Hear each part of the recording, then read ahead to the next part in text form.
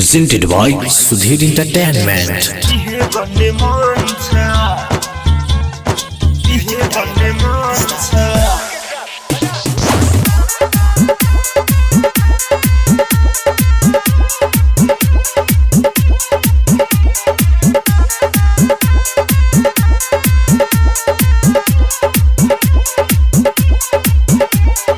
भौजो तिम्रो बहिनी संग बिहे गर्ने मन छ। भौजो तिम्रो बहिनी संग बिहे गर्ने मन छ। पिरतीको मायामा पागल मेरो मन छ। पिरतीको मायामा पागल मेरो मन छ। भौजो तिम्रो बहिनी संग बिहे गर्ने मन छ। हाँ हाँ भौजो तिम्रो बहिनी संग बिहे गर्ने मन छ। बिहे गर्ने मन छ। बिहे गर्ने मन छ।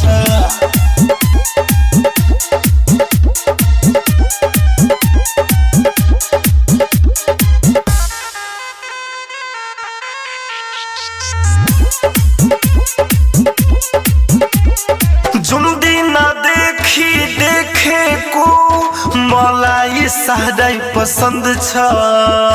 जति बिसर्न खोजे पनि मुटुमा रहिरहन्छ।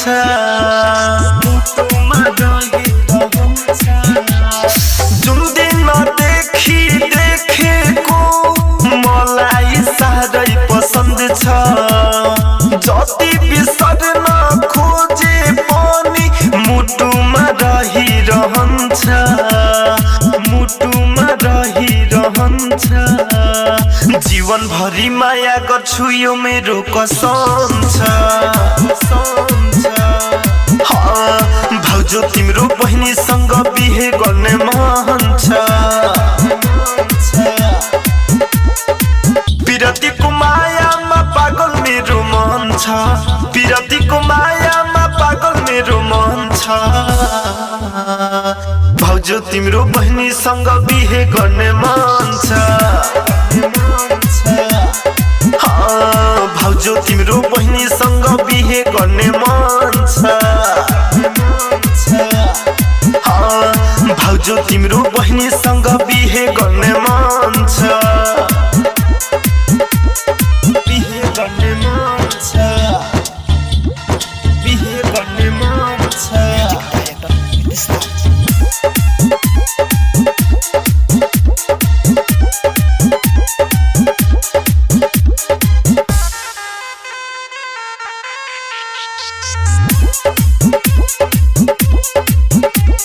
खाना मया जो खादिन, पानी मया जो पिउदिन।